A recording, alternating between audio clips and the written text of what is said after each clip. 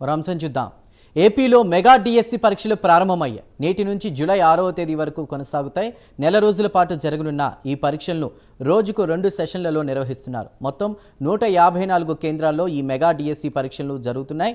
AP DSC పరీక్షల కోసం కూడా తెలంగాణ, తమిళనాడు, కర్ణాటక, ఒడిశా ప్రాంతాల్లో కూడా పరీక్షా కేంద్రాలను ఏర్పాటు చేశారు. ఈ మెగా డిఎస్సిలో భాగంగా మొత్తం 16,347 ఖాళీలను భర్తీ చేయనున్నారు.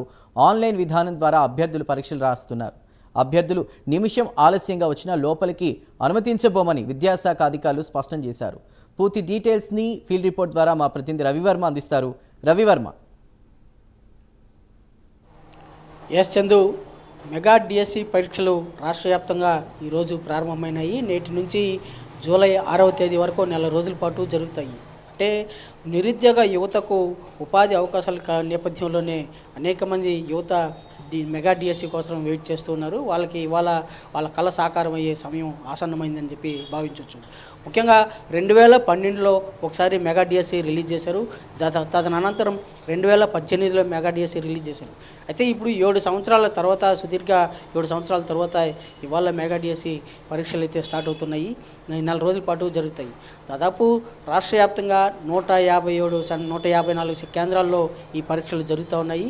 ఇది కాకుండా దాదాపు తమిళనాడు, కర్ణాటక, ఆంధ్ర, ఒరిస్సా, తెలంగాణ, ఒరిస్సా ప్రాంతాల్లో కూడా ఈ మెగా డిఎస్సి పరీక్షల కోసం పరీక్షా కేంద్రాలను ఏర్పాటు చేశారు. దాదాపు సరౌండింగ్ ఇతర రాష్ట్రాల్లో 17 కేంద్రాలను ఏర్పాటు చేసి ఈ పరీక్షలను సజావుగా నిర్వహించేందుకు అన్ని రకాల చర్యలు అయితే చేపట్టారు. అదే కాకుండా రాష్ట్ర వ్యాప్తంగా దాదాపు 5 లక్షలకు పైగా విద్యార్థులు ఈ అభ్యర్థులు అప్లై చేసుకోగా దాదాపు 16,347 పోస్టులకి ఇవాళ పరీక్షలు జరుగుతూ ఉన్నట్లుగా కూడా అధికారుల ద్వారా తెలుస్తోంది. అదే కాకుండా ఇవాళ రాష్ట్ర వ్యాప్తంగా అన్ని పరీక్షా కేంద్రాల్లో ముందస్తు చర్యలు చేపట్టారు. దీంట్లో భాగంగానే అన్ని పరీక్షా కేంద్రాల్లో కలెక్టర్ల నేతృత్వంలో మెగా డిఎస్సి పరీక్షలు జరుగుతున్నటువంటి కేంద్రాల్లో మౌలిక సదుపాయాలతో పాటు అన్ని రకాల విద్యా అభ్యర్థులకు, పరీక్షలకు వెళ్ళే అభ్యర్థులకు ఎలాంటి ట్రాన్స్పోర్ట్ సౌకర్యం కల్పించాలి, అలాగే మౌలిక సదుపాయాలు కల్పించాలి, విద్యుత్తు సరఫరా, అన్నిటినీ కూడా ముందస్తు చర్యలు చేపట్టి ఎలాంటి ఇబ్బందులు తలెత్తకుండా అన్ని రకాల చర్యలు చేపట్టింది రాష్ట్ర ప్రభుత్వం.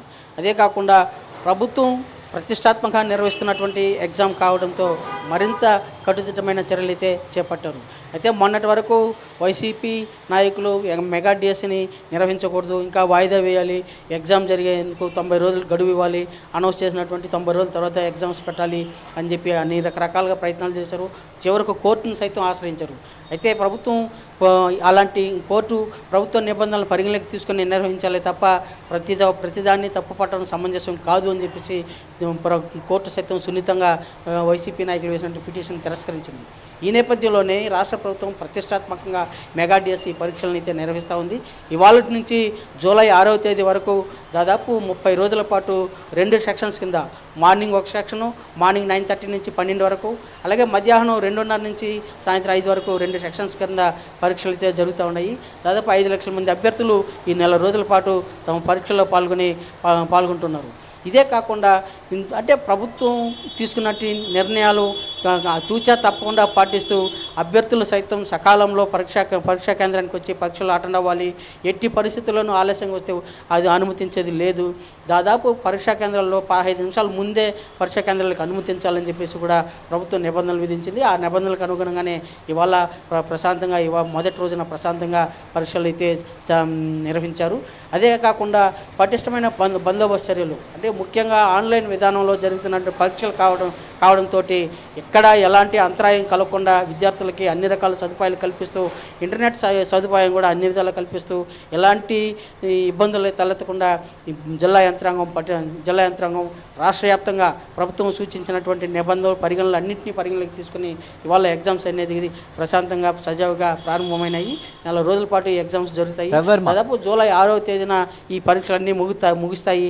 ఈ నేపథ్యంలోనే ప్రభుత్వం తీసుకున్నటువంటి గైడ్లైన్స్ ప్రకారం విద్యార్థులందరూ కూడా పరీక్షకు హాజరై ఆన్లైన్ ద్వారా పరీక్షా విధానాన్ని పాటించాలని చెప్పేసి కూడా ప్రభుత్వం సూచించింది.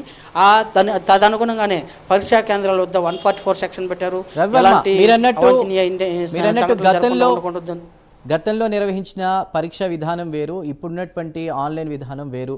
మరి అప్పుడు అందరూ ఒకేసారి ఎగ్జామ్ రాసేవాళ్ళు. ఇప్పుడు షిఫ్ట్ల వైజ్గా కూడా దాదాపు నెల రోజుల పాటు నిర్వహిస్తున్నారు. అక్కడ ఉన్నటువంటి ఎవరైతే ఎగ్జామ్ రాసేవాళ్ళు ఉన్నారో వాళ్ళు ఏమైనా ఇబ్బందులు ఎదుర్కొన్నారా? అదేవిధంగా ఉదయం పరీక్షను రాసిన వాళ్ళని మీరు మాట్లాడారా? వాళ్ళు ఏం చెప్తున్నారు ఈ విధానంపై కూడా? ఎస్, మీరు చెప్పినట్టు కరెక్టే. గతంలో ఉన్నటువంటి విధానంకి ఇప్పుడు పూర్తి భిన్నంగా ఉంటుంది.